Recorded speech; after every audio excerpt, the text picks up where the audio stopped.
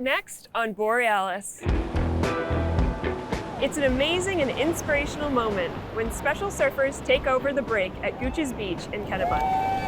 We catch up with a grassroots group working to turn Greenville into a mountain biking mecca. Recent discoveries at the Bigelow Lab show how teeny phytoplankton influence the planet's climate. And we check in with adventurer and advocate Enock Glidden on one of his favorite days of the year. Stay with us. Production support for Borealis is provided by the Nature Conservancy in Maine, joining science, action, and innovative partners to help connect communities and address the global climate crisis. From our forests to our rivers to the Gulf of Maine, learn more at nature.org/join Maine. At Poland Spring, we've called Maine home since 1845 and are proud to be part of the community. Over the past 2 decades, investing more than $12 million in the place that we call home. Poland Spring, 100% natural spring water. And by viewers like you. Thank you. You guys ready to hike?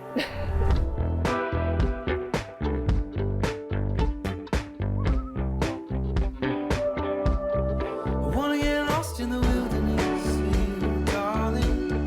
I wanna get lost in the rivers and the woods. Get you up on the mountainside. We can just climb.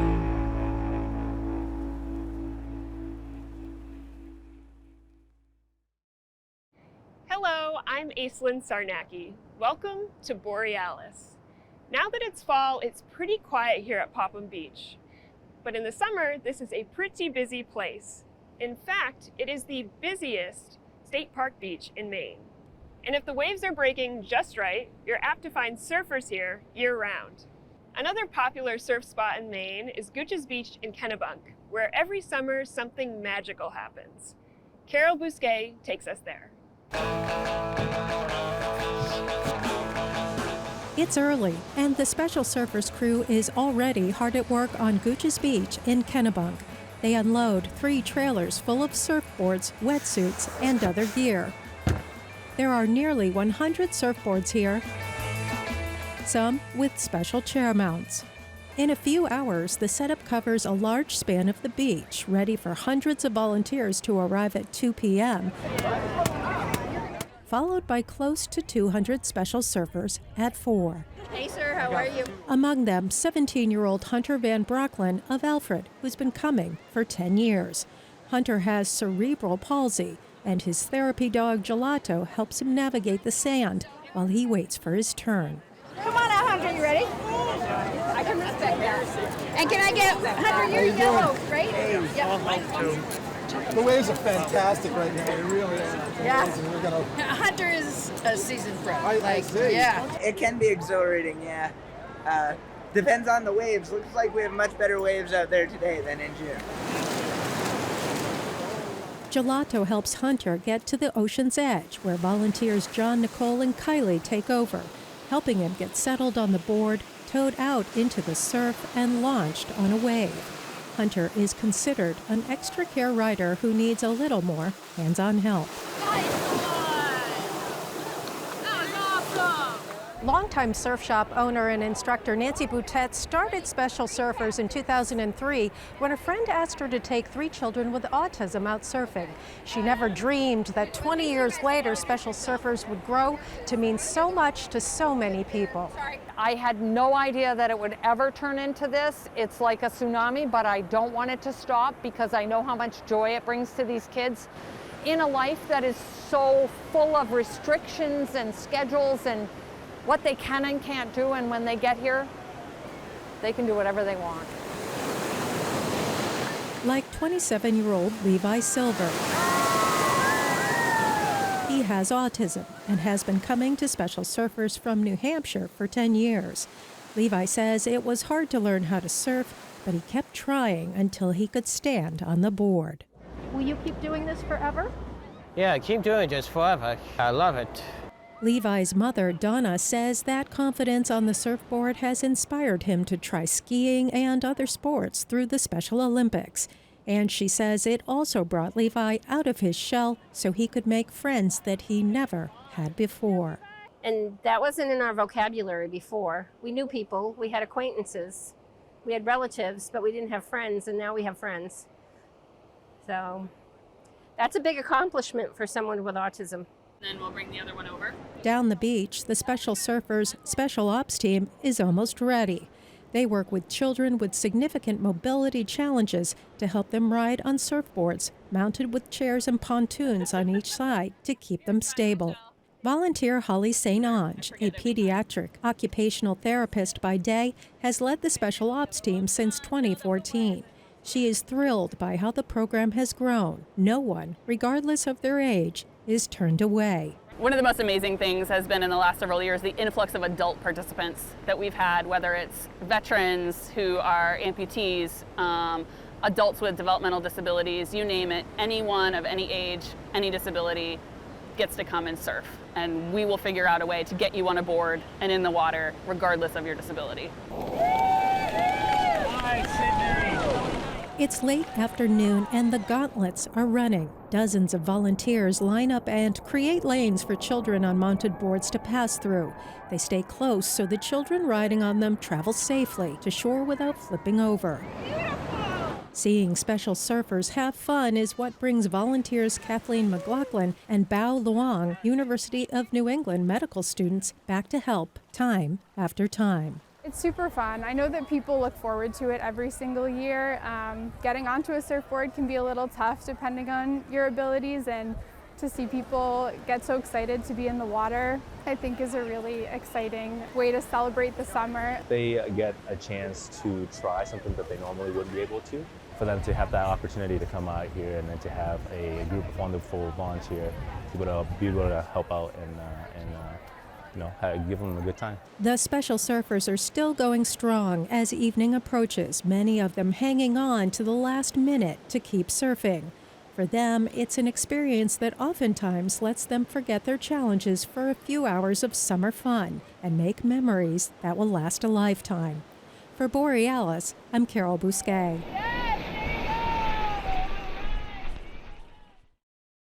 For the next story, we head north 150 miles to Greenville, where a group of mountain biking enthusiasts are working hard to put their region on the map as a trail riding destination. We caught up with Moosehead Outdoor Alliance as they were cutting new trails.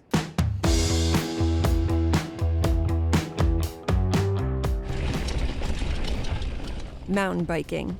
It's a thrilling sport, flying through the woods on two wheels, catapulting over rocks, and swerving around trees. And in recent years, more and more people are giving it a try. Here in the Moosehead region, a grassroots group is building an extensive trail system for this growing sport. The hope is that it will entice new visitors to the region. At Destination Moosehead, our chamber, the second most requested activity is where can you bike? Chuck Wagenheim is the president of Moosehead Outdoor Alliance, a nonprofit organization that's been working for years to develop top-quality mountain biking trails in and around Greenville. The idea began as a discussion between two friends. 7 years ago, a good friend of mine who's the vice president of Moosehead Outdoor Alliance, Henry Gilbert, wanted to take me on some what he called mountain bike trails in the area. We took a ride, and I'd say 80% of it was on posted land and private land, and I said, Henry, these are your private trails. Nobody else can use them. He said, yeah, that's exactly right. I said, well, we need some public trails that everybody can use. The project has 3 phases. In 2022, they built between 3 and 4 miles of beginner trails near Gravel Pit Pond. That network is called Moosehead Junction Trails and is already open for riding. Phase 2 of the project began this summer. Work crews focused on the south side of Little Moose Mountain, cutting some more challenging trails. Right now we're working on the Black Diamond downhill. The first half of it is really like feature driven. There's a lot of berms, drops off like big rocks, and then it has a little bit of everything. The terrain that we're in is just so good that the trail that we're laying down I'm super excited about. The trails are all being built on state-owned land. It's a really beautiful site, but that being said, there's a lot of rocks here, a lot of big slabs of rock, and it's not the easiest to get an excavator up through a lot of these spots, but we've made our way through. Yeah, it's hard work for sure.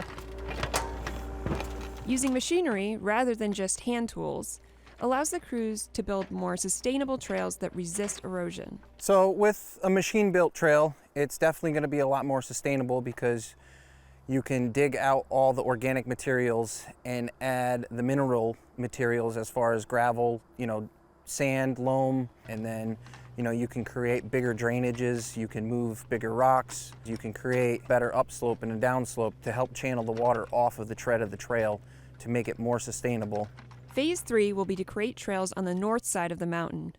The end goal is to build 25 miles of trails on and around Little Moose Mountain, which, counting old trails, would create a playground of about 35 miles of state-of-the-art trails constructed specifically for mountain biking.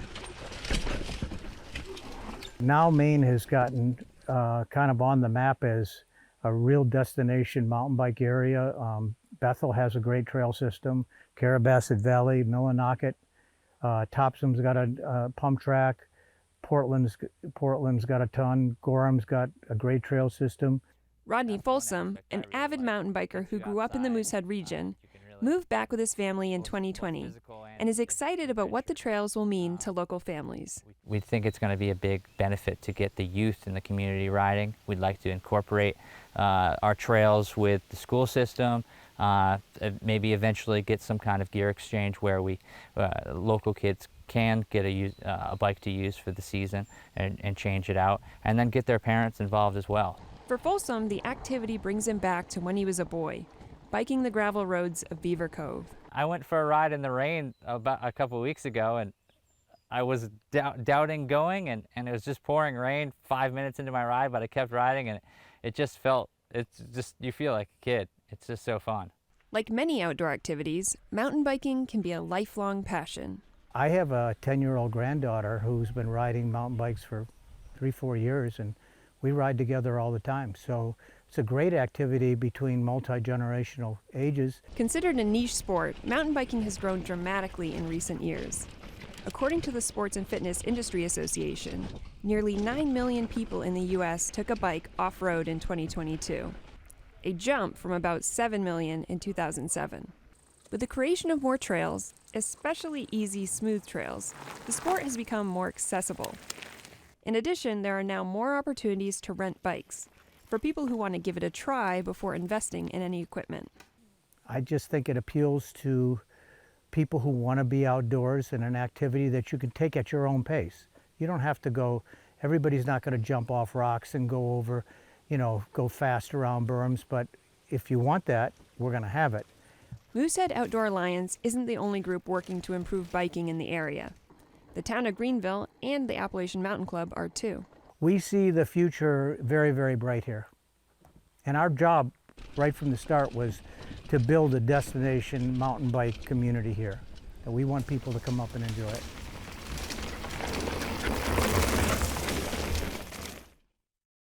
The New England Mountain Biking Association, or NEMBA, has a cool interactive map on its website.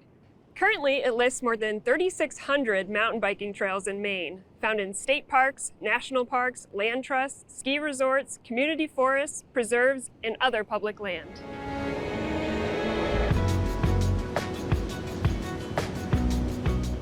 There's something mesmerizing about sitting on a beach and watching the water. But as you gaze out over the ocean, have you ever wondered what lies under the waves, or in even just one drop of water? The researchers at Bigelow Lab are learning more every day. Murray Carpenter takes us there.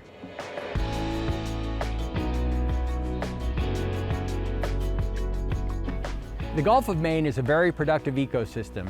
It's home to right whales, bluefin tuna, and lobsters. But at the foundation of this ecosystem are plants that are so small and uncharismatic, they're often taken for granted. But here at the Bigelow Laboratory for Ocean Sciences, phytoplankton takes center stage. I meet Bigelow researchers Nicole Polton and Greg Gavelis walking down to the dock to get a water sample to demonstrate their process. All right, so Nicole is grabbing a sample off the end of the dock. What's she doing here? Well, she's taking a sample of water from a predetermined depth, and the nice thing about that device, that Niskin bottle, is she can lower it down to the exact depth that she wants and then send that little weight down, and it triggers kind of a trap door that traps a little bit of water there. So she's a nice representative piece of the ocean at that exact point that we're interested in studying. The water looks clear, but Polton says that's deceptive. It looks clear. However, in every single milliliter in here, we have over millions and millions of bacteria. So, in addition to that, hundreds of thousands of phytoplankton.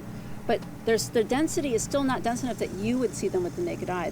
You have to use a microscope to be able to see them. Up at the lab, Polton uses vacuum pressure to pull the water sample through a fine glass filter. After filtering the water, Polton has a collection of phytoplankton and other small organisms tinting the filter green. Wow. So everything's in there.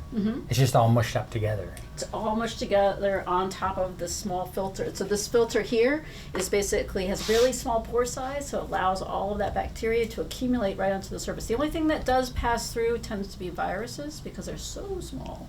By closely studying plankton, Bigelow researchers have made important discoveries and published them in major scientific journals. One of the most dramatic and frightening discoveries made at Bigelow, that phytoplankton in the Gulf of Maine have declined by 2/3 over 20 years. And then there was another discovery here, published in the journal Nature, that took the oceanography world by storm. Polton and colleagues studied the most abundant plankton, bacteria called prokaryoplankton, and showed that in the Gulf of Maine, less than 3% of these bacteria consume up to 30% of the oxygen in the ocean, while they're also known to produce a large amount of CO2. This all may seem wonky, but it's important. It shows that some microscopic organisms have an outsized influence on the planet's climate. So this is kind of the dark side of the picture with phytoplankton. When we think about phytoplankton, we think about tiny plants or algae, and they make 50% of the oxygen we breathe. But then there's all these other members of the plankton, especially bacteria, that are breathing a lot of that oxygen immediately. Nature is all about balance. And so we have areas of the ocean, like kind of out here, off the dock that we were just looking at, where it's nice and green and vibrant and it's creating a lot of oxygen. But then we have other areas where there's actually more bacteria than algae or more active bacteria that are breathing up so much oxygen that it's formed dead zones where not even fish can survive. Not only do phytoplankton produce half of the oxygen on Earth, they're also the tiny building blocks of massive creatures like whales. But it's the base, the microscopic base of the food chain, which is both the most important and also the hardest to see. So any method that we can develop that helps us understand that better is a huge step into understanding how the ocean as a whole works. And single-cell genomics is, I think, an important part of that. There's a laser beam. To understand plankton on the single-cell level, Polton uses something more sophisticated than the bulk sample she caught in the filter. It's called a flow cytometer. It sends a stream of tiny cells flowing in single file past a laser beam, which allows researchers to identify them. The thing is that it's thousands of going past that laser beam, but they're all going down in single file, and the laser beam's intersecting them, and we're capturing all that data right here at this point. Yep. This precision technology is often used in the biomedical field, but Polton says it's equally important for understanding the world's oceans. One of the big issues is that a lot of people don't realize the importance of these organisms. They're what we call the base of the food chain, and if we don't have those organisms, then we don't have the megafauna that we're used to, the fish that we consume, and the upper trophic levels. So no menhaden, no seals, no bluefin tuna. Exactly. None of that. None of that. And Polton and Gavella say it's more critical than ever to understand the microscopic plankton that are not only feeding fish and lobsters and whales, they're also producing half of the planet's oxygen. For Borealis, I'm Murray Carpenter. The folks here at Popham Beach are working to make the beach more accessible to people with physical disabilities. There's a wheelchair with special tires that roll over the sand. And last year, the beach installed this special mobility pathway made out of ADA access mats. This is all part of a broader movement called Outdoors for All. And here in Maine, one of the most inspiring and hardworking advocates is Enock Glidden. Jennifer Rooks catches up with him in Wells.